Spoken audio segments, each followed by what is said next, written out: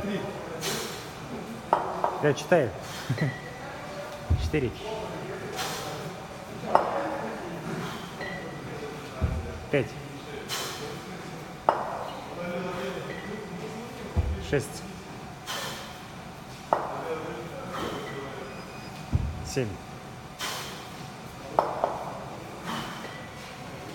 8. 9.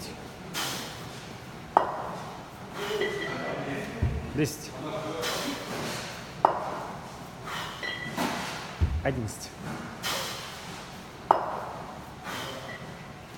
12.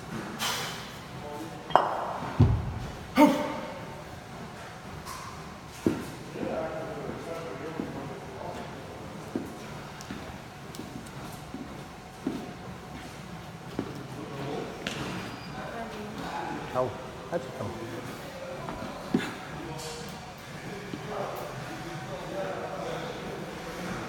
Здравствуйте, Евгений. Всем привет.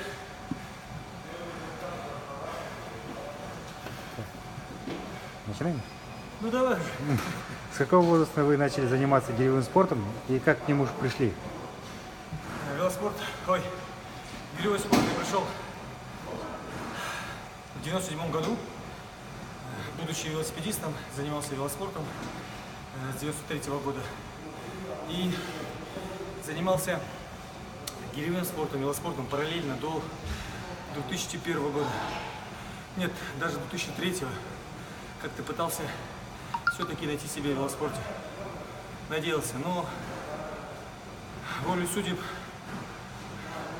в 2000 году я выполнил мастера спорта, побил рекорд мира среди юниоров, выиграл чемпионат Казахстана.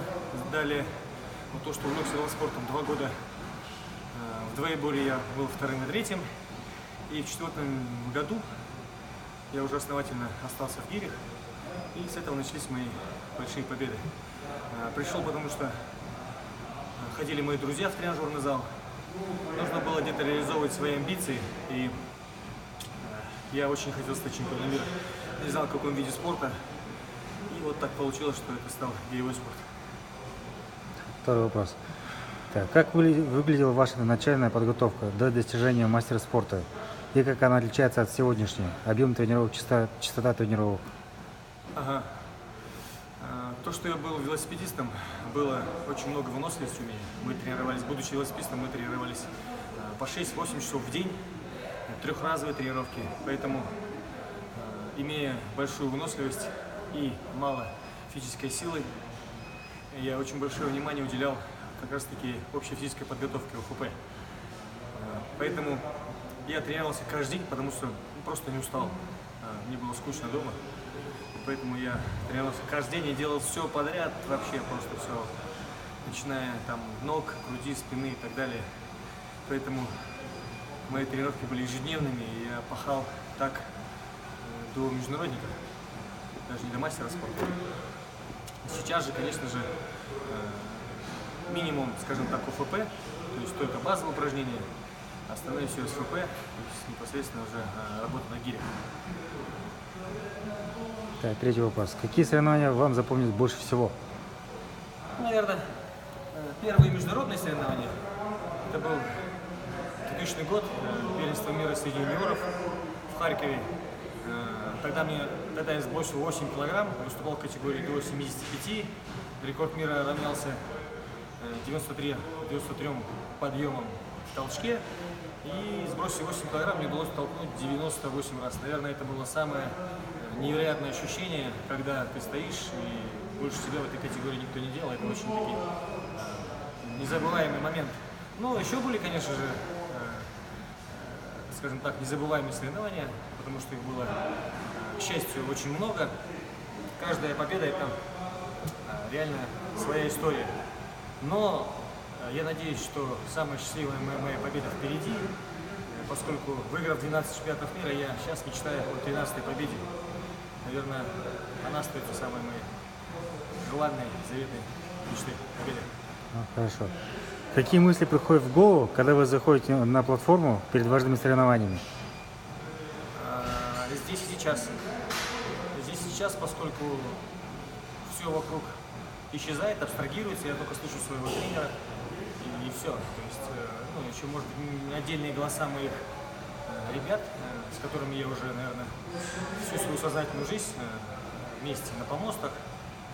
Это Фиалка Андрей, Сергей Карпенко, те, которые Крест Владимир, с теми ребятами, которыми я на самом деле всю жизнь прошагал. Сидик Абдахин, те, которые болеют, переживают за меня по-настоящему. И в этот момент, в самый, скажем так, отчет времени, я разговариваю со своим папой, который, к сожалению, очень рано от меня ушел. И был такой момент, когда отец, когда я пытался в 10 лет поднять гирю, он сказал: ты никогда не будешь сильным, ты слабак. Ну и волей судеб я оказался, стал чемпионом мира. Поэтому я всегда с ним разговариваю, и я говорю то, что я Гончаров, и я сделал то, о чем ты мечтал. Хорошо. Чем вы работаете и как сочетаете тренировки с работой? На данный момент я руководитель отдела спорта города Тюбе, Казахстан, конечно же. Госслужба, конечно, как все вы знаете, это очень тяжелая, трудоемкая работа, когда я отвечаю за весь массовый спорт в городе. Конечно, очень тяжело, но реально все возможно. В госслужбе я уже 5-й год. Тренируюсь вечерами, как видите, сейчас половина 10-го вечера. Прихожу на тренировку в 8 вечера и так вот до поздней ночи приходится тренироваться. Сейчас на самом деле чуть-чуть изменил свой режим, поскольку тренировался я каждый день. Сейчас я тренируюсь с гирями 3 раза в неделю. Остальное время я, скажем так, плаваю. И вторник, четверг, суббота я стал ходить просто на английский язык, чуть-чуть отвлекаюсь от гир, тем самым просто даю восстановиться организму. Ну, в этот день я могу поплавать или побегать на лыжах, или просто побегать. То есть одно из увлечений. Так, вы всегда тренируете свою дисциплину, допустим, рывок, двоеборье или длинный цикл, или переходите на другую в последующем тренерском цикле или в межсезонье? Еще раз вопрос. Вы, говорите, всегда тренируете свою дисциплину, двоеборье, длинный цикл? Ну, последнее время я ушел в цикл, поскольку когда чемпионат мира соединили, то есть до этого мы поднимали весной длинный цикл, переходили на двоеборье, выступали в двоеборье, и как бы так, и, скажем так, ушел в цикл, даже не выступал на чемпионатах Казахстана по двоеборью. Ну, просто вот, скажем так, предыдущий год, в 2018 году, Теря меня заставила, мы выступили и в цикле, и в двоеборье, и там я выиграл. Ну, проверил себя, на самом деле, то, что еще хочется и толкать, и рвать, скажем так. Ну, естественно, мои любимые дисциплины, где пришло, скажем, большое количество побед, это длинный цикл. Поэтому в большинстве это длинный цикл. Но отвлекаюсь, в межсезонье я увлекся триатлоном, поэтому плывем, бежим, едем, поскольку я бывший велосипедист. Было, то есть одно время работы там в фитнесе, после чемпионата мира я увлекался боксом, ходил по 1,5 месяца после чемпионата мира, поэтому как бы все люблю, весь вид спорта, все виды спорта. Отлично. Кто был вашим первым тренером? И переходили ли вы от одного тренера к другому в течение вашей карьеры? Первый мой тренер — это Казиев Мурат Жумагалиевич, он до сих пор с нами, со мной, скажем так, до уровня мастер спорта международного класса, ну, заслуженного я уже стал, то есть все это заслуга моего тренера, Казиев Мурат Жумагалиевич, еще раз повторюсь, то есть мы с ним, сейчас же он, сейчас у меня есть второй тренер, с кем, скажем так, мы готовимся уже на протяжении 3-4 лет, и это Жумагалиев Салават, с ним, скажем так, мы работаем с сотрудником 3-4 года, так что пока. И как результат показали лучший результат мой, скажем так, на соревнованиях, это 88 подъемов, показано в Сеуле, что является абсолютным рекордом Казахстана. Вот. Ну, Азию выиграли тоже абсолютным рекордом Азии. Это 84 подъема, поэтому сейчас у меня два тренера. Один из них непосредственно работает со мной в зале. Второй это, скажем так, мой вечный двигатель и мотиватор. Отлично. Так, что вы думаете о значении тренера для начинающего спортсмена и профессионала на мировом уровне? Чем отличается? Роль тренера, она вообще, ее сложно переоценить. Мои взаимоотношения с тренером – это отец и сын. То есть, поскольку у меня папа рано ушел из жизни, мой тренер заменил мне отца. Тренер – это воспитание, в первую очередь, как мужчины. Второе уже как спортсмена, и поэтому роль тренера ее просто не переоценить. И на данный момент, являясь уже, скажем, высококлассным спортсменом, уже титулованным, в принципе, не нуждающимся, скажем так, в какой-то излишней мотивации и как бы в плане тренировок и так далее, это абсолютно неправильно, поскольку тренер должен всегда быть, кто тебя подскажет, кто даст тебе вовремя пинок, заставить тебя в какие-то моменты, потому что человеку свойственно просто лениться, и тренер всегда необходим. Кем бы ты ни был, какой уровень ты не выходил, ты должен всегда помнить, во-первых, заслугу тренера и то, что он для тебя сделал. И в любом случае, при любых обстоятельствах он тебе нужен, попросту. Человеку нужен человек. Хорошо. Какие качества, по вашему мнению, отличают хорошего тренера? Хороший тренер, как мой тренер, да? Как два моих тренера, это качество садиста, скажем так. Он должен чувствовать ученика, чувствовать, когда он хочет сочкануть, видеть его ошибки, внимательность именно в мелочах, поскольку сама техника, она требует очень большого внимания. И если тренер ее видит, сможет, вернее, это все увидеть, то вы добьетесь больших результатов. Поэтому внимательность и требовательность, скажем так, должны ученик и тренер понимать, все-таки каких вы хотите добиться результатов. Если ты хочешь стать чемпионом ВОЗ, ты станешь чемпионом ВОЗ, но никак не станешь чемпионом страны своей. Поэтому правильные задачи и ваша целеустремленность.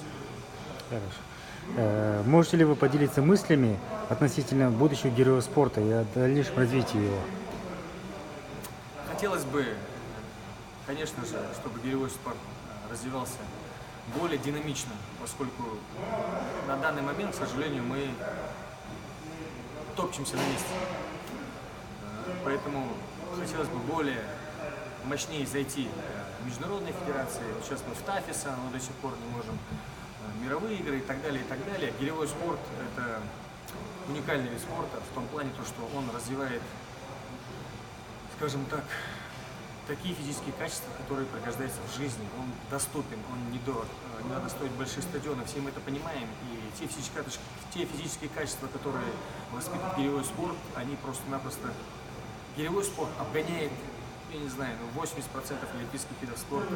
Не в обиду будет сказано, но гиревой спорт достоин Олимпиады, поэтому я надеюсь, что мы в своем веку еще увидим, когда гиревой спорт войдет в Олимпиаду. Он этого достоин. Наши все мечты связаны с этим. Поэтому мы все хотим, чтобы гиревой спорт стал олимпийским. И все, что от нас требуется, мы все готовы отдать. Все, спасибо, Евгений.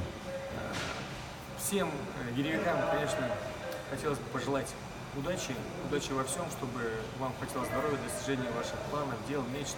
На самом деле, придя в гиревой спорт, мы все делали первые шаги. Я впервые поднял эти 5 раз и думал, это нереально тяжело. 32 килограмма – это просто что-то с чем-то невыполнимое. Сейчас же это реальные игрушки. Это вся моя жизнь. Гиревым спортом, соответственно, занимаюсь уже 23-й год. 12-кратный чемпион мира, заслуженный мастер спорта, чемпион Азии, рекордсмен Азии, абсолютный рекордсмен Казахстана. Мне принадлежат 4 действующих рекорда Казахстана, 26-кратный чемпион Казахстана. Бог даст, через 3 недели станем выиграем 27-ю победу. Удачи, ребят. Все, дерзайте. Спасибо.